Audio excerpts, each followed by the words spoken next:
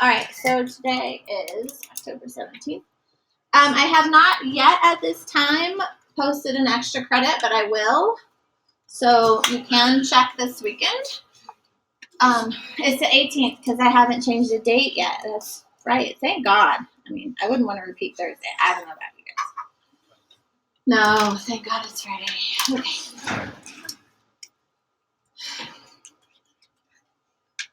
All right. We have, what number's in front of the x squared? -1. I want to make sure that we remember that that's there. And what operation connects the -1 and the x squared? Multiplication. All right, we want to make sure that we understand that when things are next to each other, it means multiplied. It's going to help us solve this. What should we do first to solve? Add 4. All right, so we get -1 x squared equals 18. And then what? Divide. We've got to get rid of that number in front. We have got to divide first. Divide by -1, so that leaves me with x squared equals 18 divided by a negative is -18. And then we need to do what? Now we can square root. Don't forget the plus or minus. The square root and the square cancel out, leaving x equals plus or minus. And that -18 breaks apart, this is what we learned yesterday, into -1. And how do we break apart the 18? 9 and 2. So this is under a giant radical, a -1 and a 9 and a 2. What is the square root of 9? 3. What's the square root of -1? I. And that's what we learned yesterday. The square root of -1, we get to replace with an I. It's imaginary. It doesn't really exist. We just created it out of thin air. Somebody did. Some wicked smart person. I don't know how long ago, but it was a while ago. And then the 2 is not a perfect square, so it stays under the radical. Okay, that's not a 5, that's a 2. All right, so there we go. Plus or minus 3i radical 2. Please do not forget the plus or minus. All right. The other thing today, I really want you have a worksheet, which is nice. You have more than enough time today to do the work and then check the work. Mark the things that are wrong and correct the work. So it's absolutely essential that you take the time to check your answers and don't just change them, but actually mark the problem wrong and go try again. Ask me, ladies and gentlemen. I can't help you unless you ask, okay? So please, please, please go back and try again. Don't erase what you've done because I can probably point you to the error, okay? So ask me if you're not sure. Try to fix it yourself, and then ask me if you need me. The nice thing is that you guys get attempt number 2 on my teaching instruction, which is good because I realized that my lesson was missing some stuff that I intended to put in, but didn't because I don't know. Today is mixed. So sometimes we're going to have an imaginary solutions, and sometimes we'll have regular real solutions. Okay, so you do really need to pay attention to all your positives and negatives as you go through your work today.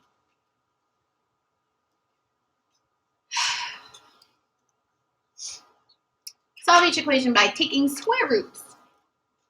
All right, our job is to isolate whatever is being squared. What should we do first?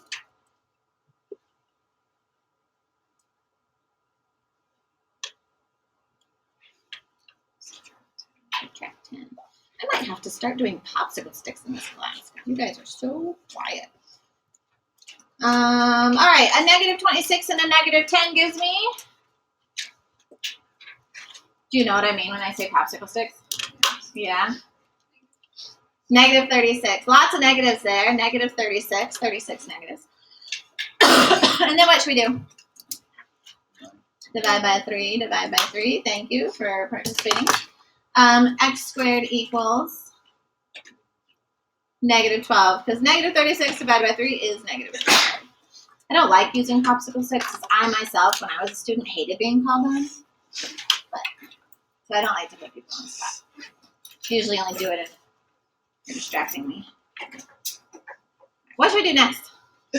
God bless you. Square root, yeah. So we're going to square root both sides. Square root both sides. And don't forget, bless you, plus or minus. Oh my God, bless you. I once sneezed 25 times in a row. It was very amazing. Have you ever counted? My 5-year-old this morning, she sneezes every morning. She told me today, she said, Mom, when I sneeze, you're supposed to say, you have to say Gesundheit. Gesundheit? Oh, sure. Funny. Isn't that funny? She used to, speaking of which, in a conversation. It was really weird. Have you ever used speaking of which? Yeah? I thought it was hysterical. Okay. She said something and she's like, speaking of which, I have to go. Yeah, it's really funny. All right. So negative 12 is negative 1 times, and how do we break apart the 12? 4 times 3, good choice. And so then we have, what's the square root of negative 1? I. And what's the square root of 4? 2. And then can we do anything with the 3? No. So it stays under that radical. So plus or minus 2i radical 3. What operation connects all 3 of these characters? What operation is between each of these? Multiplication. Yeah, it's 2 times I times radical 3. So they could technically be in any order, but this is just how I'm normally going to write it. Letter B, 9y squared equals 40. What should we do? Divide by 9. Divide by 9. So we have y squared equals 40 divided by 9. Does 9 go into 40 evenly? No, it does not. So I have a fraction. Don't be afraid of fractions. They're fine. I'm going to leave it as a fraction. How do I get y by itself? Square root. Don't forget, plus or minus. So now when I have a square root, the square root and square cancel. So I have y equals plus or minus. When I have this giant radical, thank you. When I have my giant radical, I am going to break it up into 2 little guys. So that's going to be the square root of 40 over the square root of 9. When we divide, we just break up the radical into 2 little guys and deal with them individually, which is what I do when my kids are fighting. I don't discipline them together. I separate them and okay, sorry, it's off topic, but here we go. All right, so I get y equals plus or minus. Tell me about the square root of 40. How can we break that apart? 4 times 10. Very good. So then we have, what's the square root of 4? 2. And what can we do with the 10? Leave it in the radical. It's not a perfect square. And then 9. What's the square root of 9? 3. Okay. So that is a perfect square, and we can take the square root of 9. Just gives us a 3. So when you have a fraction, break up your radical and deal with them individually. Questions on those 2? Okay.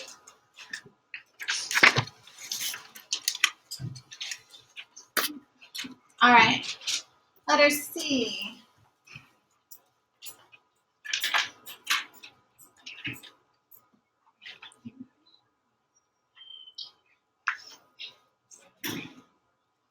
Oh, yeah.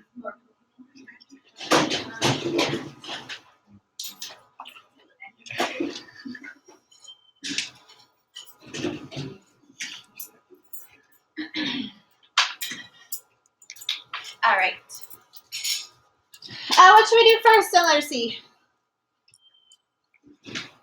Add 8, add 8.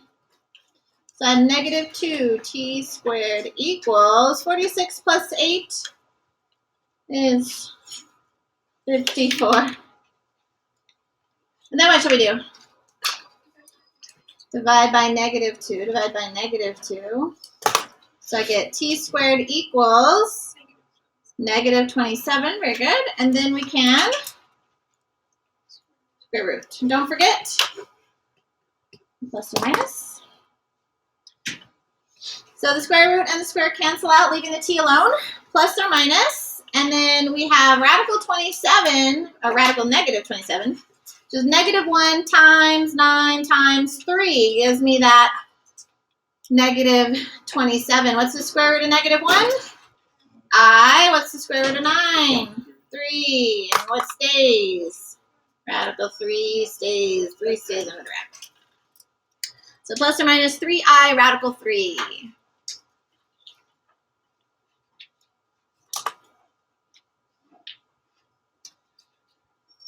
All right. You do have some bigger numbers on your worksheet today, so it might be useful to actually figure out some bigger perfect squares. Like they will come up like, we know 12 squared is 144.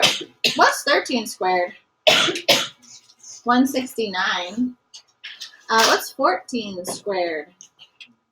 196. What's 15 squared? 225. Very good. What's 16 squared?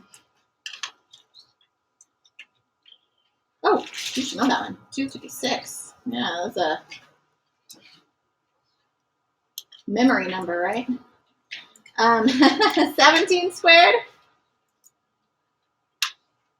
289. 18 squared? 324. 19 squared? 361. Very good. And then 20 squared is 400. It would be useful to know those today. So good to know those. I used to have my Algebra 2s memorize that, and they got timed quizzes. So I might do that a couple times later on. No, you're like, no. It's like free points, right? Like it's just stuff you memorize. It's like free stuff. All right, free math points. Okay. Letter D. What should we do first? Subtract 5. Subtract 5. So I have 3x squared equals negative 40. And then what? Divide by 3. Divide by 3, which makes a lovely fraction. Negative 40 over 3. I'm putting that negative with the top number. That's just my habit. It's a good habit. Let's see that. All right. Then what? Square root both sides. Don't forget the plus or minus. We have x equals plus or minus. What should I do with my giant radical here? Split them up. So we're going to have the square root of negative 40 over the square root of 3. Break up that radical into two little guys and deal with them individually. Can I simplify the square root of negative 40? Yes. All right, so that's going to break apart into negative 1 times 4 times 10. And that's going to give me, let's see, what's the square root of negative 1? I. What's the square root of 4? 2. And then the 10 is going to stay. Can I do anything with the radical 3? No, I cannot. So it also is going to stay under the radical. What's the problem here? Can't have a radical in the denominator, so we must rationalize. Which is when you try and talk your way out of a problem, right? Rationalize. This is a problem. What should we do to rationalize this expression? Multiply by radical 3. Very good. Multiply radical 3 on top and bottom, and that'll help clean it up. So we have plus or minus. We have a 2i in front. And what's radical 10 times radical 3? Radical 30. Are there any perfect squares in 30? No. It's 3 times 10. So no perfect squares there. 5 times 6, so nothing good. The denominator, though, is quite nice. What's radical 3 times radical 3? Radical 9. And what is the square root of 9? So radical 3 times radical 3 turns out to just be 3, which is kind of nice. Okay, and this is your correct simplified answer. Okay. which is a really good review because there are like a couple of those on this assignment where you have to rationalize. Okay, so hopefully that'll go well for you. Does anyone have any questions? All right, take your time, ladies and gentlemen, and make sure you check your